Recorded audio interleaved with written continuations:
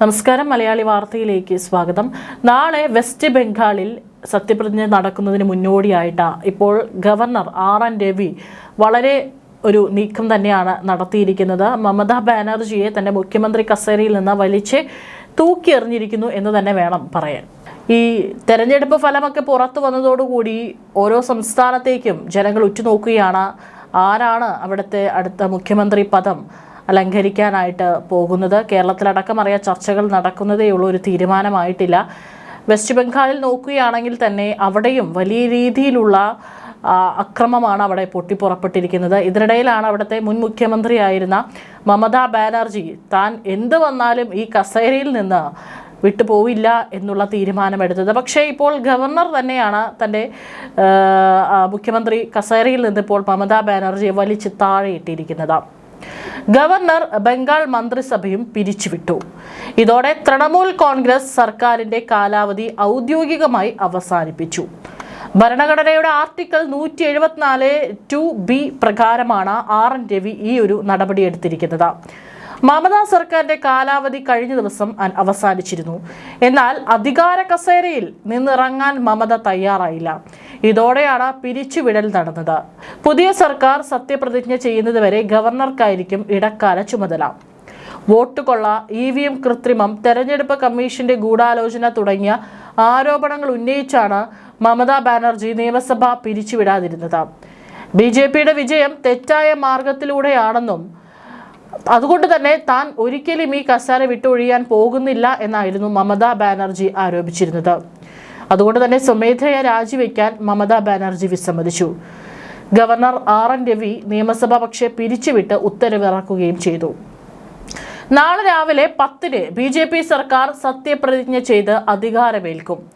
നിയമസഭയുടെ കാലാവധി ഇന്നലെ പൂർത്തിയായ സാഹചര്യത്തിലാണ് ഭരണഘടനയുടെ 174 വകുപ്പിലെ 2B പ്രകാരമുള്ള അധികാരം ഉപയോഗിച്ചതെന്നും രാജ്ഭവൻ പത്രക്കുറിപ്പിൽ അറിയിച്ചു.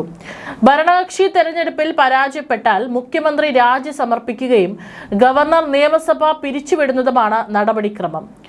പുതിയ മന്ത്രിസഭ അധികാരമേൽക്കുന്നതുവരെ കാവൽ മുഖ്യമന്ത്രിയായി തുടരാൻ അനുവദിക്കുകയും ചെയ്യാറുണ്ട്. സഭ പിരിച്ചുവിട്ടുകൊണ്ടുള്ള ഔദ്യോഗിക വിജ്ഞാപനം ഗസറ്റിൽ പ്രസിദ്ധീകരിക്കുകയാണ് ബംഗാൾ ഗവർണർ RN രവി ചെയ്തത്. തെരഞ്ഞെടുപ്പ് കമ്മീഷന്റെ വൃത്തികെട്ട കളികളാണ് തന്റെ പരാജയത്തിന് പിന്നിലെന്നും മമത ആരോപിക്കുകയുണ്ടായി. രാജി നൽകാൻ താൻ ലോക്ഭവനിൽ പോവില്ലെന്നും അവർ പ്രഖ്യാപിച്ചു. ഇതോടെ പ്രതിസന്ധി രൂപപ്പെട്ടു. മമതയുടേത് ഭരണഘടനയ്ക്ക് നിരക്കാത്ത നിലപാടാണെന്നും പ്രതിപക്ഷ നേതാവ് സുവേന്ദു അധികാരി വിമർശിച്ചിരുന്നു. പുതിയ സർക്കാർ മെയ് 9-ന് തന്നെ അധികാരമേൽക്കും. രവീന്ദ്രനാഥ ടാഗോറിന്റെ ജന്മദിനമാണ് മെയ് 9. സുവേന്ദു തന്നെയായിരിക്കും മുഖ്യമന്ത്രി പദവിയിലെത്തുക എന്ന് തന്നെയാണ് റിപ്പോർട്ടുകൾ. ആക്രമണ സാധ്യതകൾ നിലനിൽക്കുന്നതിനാൽ മന്ത്രിസഭ അധികാരമേൽക്കുന്നതിന്റെ ചുമതല കേന്ദ്ര ആഭ്യന്തരമന്ത്രി അമിത്ഷാ നേരിട്ട് മേൽനോട്ടം വഹിക്കും. തൃണമൂൽ വെറും 80 സീറ്റുകളിലേക്ക് ചുരുങ്ങിയ തെരഞ്ഞെടുപ്പാണ് നടന്നത്. 294 മണ്ഡലങ്ങളിൽ 293 ഫലങ്ങളും ഇതിനകം തന്നെ പുറത്തു വന്നിട്ടുണ്ടായിരുന്നു. മൃഗീയ ഭൂരിപക്ഷത്തോടെയാണ് BJPയുടെ വിജയം.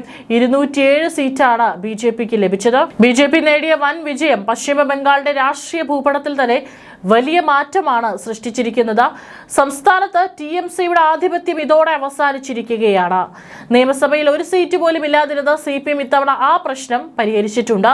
മുർഷിദാബാദ് ജില്ലയിലെ ഡോംകലിൽ നിന്നുള്ള വിജയം. റാണ എന്ന വിളിപ്പേരുള്ള മുസ്താഫിസുർ റഹ്മാൻ വിജയിച്ച് കയറിയിട്ടുണ്ട്. പുതിയ സാഹചര്യത്തിൽ തൃണമൂലിനെതിരെ CPM അണികൾ രംഗത്തിറങ്ങി തുടങ്ങിയിട്ടുണ്ട്. തൃണമൂൽ പിടിച്ചെടുത്ത പാർട്ടി ഓഫീസുകൾ തിരിച്ചുപിടിക്കുകയാണ് CPM ഇപ്പോൾ. പശ്ചിമ ബംഗാളിലെ ആദ്യ BJP സർക്കാർ നാളെ രാവിലെ ബ്രിഗേഡ് പരേഡ് ഗ്രൗണ്ടിൽ നടക്കുന്ന ചടങ്ങിലാണ് സത്യപ്രതിജ്ഞ ചെയ്ത് അധികാരമേൽക്കുന്നത്. നിലവിലെ പ്രതിപക്ഷ നേതാവ് സുവേന്ദു അധികാരിയായിരിക്കും മുഖ്യമന്ത്രി. ഇന്ന് വൈകിട്ട് ചേരുന്ന നിയമസഭാ കക്ഷി യോഗത്തിലാണ് തീരുമാനിക്കുന്നത്. സത്യപ്രതിജ്ഞാ ചടങ്ങിൽ പ്രധാനമന്ത്രി നരേന്ദ്രമോദി, ആഭ്യന്തരമന്ത്രി അമിത്ഷാ, NDA മുഖ്യമന്ത്രിമാർ തുടങ്ങിയവർ പങ്കെടുക്കും. സത്യപ്രതിജ്ഞയ്ക്ക് ശേഷം പുതിയ മുഖ്യമന്ത്രി പഴയ റൈറ്റേഴ്സ് ബിൽഡിംഗിലെ ഓഫീസിലാണ് ചുമതലയേൽക്കുക. മമതാ ബാനർജി ഈ ഓഫീസ് ഒഴിവാക്കിയിരുന്നു. ബംഗാളിലെ ആദ്യ BJP മന്ത്രിസഭയിൽ പുതുമുഖങ്ങൾക്കും പാർട്ടിയുടെ മുതിർന്ന നേതാക്കൾക്കും ഒരുപോലെ പ്രാധാന്യം നൽകാനാണ് കേന്ദ്ര നേതൃത്വത്തിന്റെ നീക്കം. RSS പശ്ചാത്തലമുള്ളവർക്കും സംഘപരിവാർ പ്രസ്ഥാനങ്ങളിൽ സജീവമായവർക്കും മുൻഗണന നൽകണമെന്നാണ് RSS നേതൃത്വം BJPക്ക് നിർദ്ദേശം നൽകിയിട്ടുള്ളത്. കേവലം രാഷ്ട്രീയ നേട്ടത്തിനപ്പുറം ആശയപരമായ അടിത്തറയുള്ള ഒരു ഭരണ സംവിധാനമാണ് ബംഗാളിൽ BJP ലക്ഷ്യമിടുന്നത്. ഇതിന്റെ ഭാഗമായി RG-കർ ആശുപത്രിയിൽ കൊല്ലപ്പെട്ട ഡോക്ടറുടെ മാതാവ് രത്ന ദേബനാഥ് ഭാരത സേവാശ്രമ സംഘത്തിൽ നിന്ന് രാഷ്ട്രീയത്തിലേക്ക് എത്തിയ ഉത്പൽ മഹാരാജ് എന്നിവരും മന്ത്രിസഭയിൽ ഇടം പിടിച്ചേക്കും. ബംഗാൾ മന്ത്രിസഭയിൽ ഒരു വനിതാ ഉപമുഖ്യമന്ത്രി ഉണ്ടാകാനുള്ള സാധ്യതയും തള്ളിക്കളയാനാവില്ല. മൻതല MLA തപസ് റേയെ സ്പീക്കർ സ്ഥാനത്തേക്ക് പരിഗണിക്കുന്നുണ്ട്. ദിലീപ് ഘോഷ്, അഗ്നിമിത്ര പോൾ എന്നിവർക്കും പ്രധാന വകുപ്പുകൾ നൽകും. നിസിത് പ്രമാണിക്, അർജുൻ സിംഗ്, രൂപ ഗാംഗുലി തുടങ്ങിയ മുതിർന്ന നേതാക്കളും മന്ത്രിസഭയുടെ മുൻനിരയിലുണ്ടാകും. പ്രാദേശിക പ്രാധാന്യവും ജാതി സമവാക്യങ്ങളും പരിഗണിച്ചാവും അമിത്ഷാ അന്തിമ പട്ടിക തയ്യാറാക്കുക. ബംഗാളിന്റെ രാഷ്ട്രീയ ഭൂപടത്തിൽ ഇത് വലിയൊരു മാറ്റത്തിന്റെ തുടക്കമാണ്. കമ്മ്യൂണിസ്റ്റ് ഭരണത്തിനും തൃണമൂലിന്റെ ആധിപത്യത്തിനും ശേഷം ഒരു ദേശീയ പാർട്ടി ബംഗാളിന്റെ അധികാരം പിടിച്ചെടുക്കുന്നത് ചരിത്രപരമാണ്. ഞായറാഴ്ച രാവിലെ 10 മണിക്ക് നടക്കുന്ന സത്യപ്രതിജ്ഞാ ചടങ്ങിൽ പ്രധാനമന്ത്രി നരേന്ദ്രമോദി ഉൾപ്പെടെയുള്ള പ്രമുഖർ പങ്കെടുക്കുമെന്നാണ് വിവരം. തൃണമൂൽ ഭരണകാലത്തെ അഴിമതികളും അക്രമങ്ങളും അവസാനിപ്പിച്ച് സമാധാനവും വികസനവും കൊണ്ടുവരുമെന്നാണ് BJPയുടെ വാഗ്ദാനം.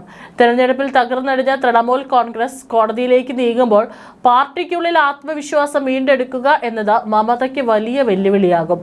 BJPയുടെ ഉജ്ജ്വല വിജയം ബംഗാളിലെ പ്രതിപക്ഷ രാഷ്ട്രീയത്തിന്റെ തന്നെ ഘടന മാറ്റിമറിച്ചിരിക്കുകയാണ്. BJP സർക്കാർ രൂപീകരിക്കുന്നതോടെ തൃണമൂൽ കോൺഗ്രസിൽ നിന്ന് കൂടുതൽ നേതാക്കൾ ഭരണപക്ഷത്തേക്ക് ചേക്കേറാനുള്ള സാധ്യതയും രാഷ്ട്രീയ നിരീക്ഷകർ കാണുന്നുണ്ട്. തൃണമൂൽ കോൺഗ്രസിലേറ്റ കനത്ത പരാജയത്തെ തുടർന്നും കഴിഞ്ഞ ദിവസം മമതാ ബാനർജിയുടെ വിശ്വസ്തരായ ഉന്നത ഉദ്യോഗസ്ഥർ രാജിവെച്ചിരുന്നു.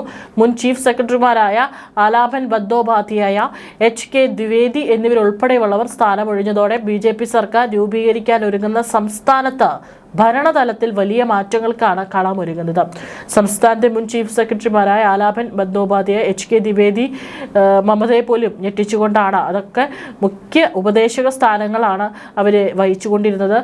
പക്ഷേ തെരഞ്ഞെടുപ്പ് ഫലം വന്ന് വളരെ മണിക്കൂറുകൾ കഴിയുമ്പോഴാണ് ഇവരൊക്കെ തന്നെ രാജിവെക്കുന്നത്. ഇവർക്ക് പുറമെ മമതയുടെ പ്രിൻസിപ്പൽ സെക്രട്ടറി മനോജ് പന്ത്, സാമ്പത്തിക വിദഗ്ധനായ അഭിരൂപ് സർക്കാർ എന്നിവരും രാജിവെച്ചു. അഡ്വക്കേറ്റ് ജനറൽ കിഷോർ ദത്ത നേരത്തെ തന്നെ ഗവർണർക്ക് രാജി സമർപ്പിച്ചിരുന്നു. അതേസമയം ഫലം പ്രഖ്യാപിച്ചതിനു ശേഷം സംസ്ഥാനം ആകെ പ്രക്ഷുബ്ധമാക്കുകയാണ് TMC. ബുധനാഴ്ച വൈകുന്നേരം പശ്ചിമ ബംഗാളിലെ BJP മേധാവി സുവേന്ദു അധികാരിയുടെ സഹായിയായ ചന്ദ്രനാഥ് രത്ത് സംസ്ഥാന തലസ്ഥാനമായ കൊൽക്കത്തയ്ക്ക് തൊട്ടപ്പുറത്ത് തന്റെ കാറിൽ വെച്ച് മോട്ടോർ സൈക്കിളിലെത്തിയ തോക്കുധാരികളുടെ വെടിയേറ്റ് മരിച്ചിരുന്നു. ആശുപത്രിയിൽ വെച്ചാണ് അദ്ദേഹം മരിച്ചതെന്ന് പ്രഖ്യാപിച്ചു. സംസ്ഥാനത്തിന്റെ അടുത്ത മുഖ്യമന്ത്രിയാകാൻ സാധ്യതയുള്ള സുവേന്ദു അധികാരി ഈ വിഷയത്തെക്കുറിച്ച് മാധ്യമപ്രവർത്തകരോട് സംസാരിക്കവേ സംഭവത്തിൽ BJP ഒന്നടങ്കം ഞെട്ടിപ്പോയെന്നും സത്യപ്രതിജ്ഞ കഴിയുന്നതുവരെ BJP സംയമനം പാലിക്കണമെന്നാണ് അദ്ദേഹം പറഞ്ഞിരിക്കുന്നത്. കൊൽക്കത്തയിൽ തങ്ങളുടെ പാർട്ടി ഓഫീസിനെ തീയിട്ടതായും ഒരു ബുൾഡോസർ വെച്ച് അത് ഇടിച്ചു നിരത്തിയതായും TMC പ്രവർത്തകർ ആരോപിച്ചു.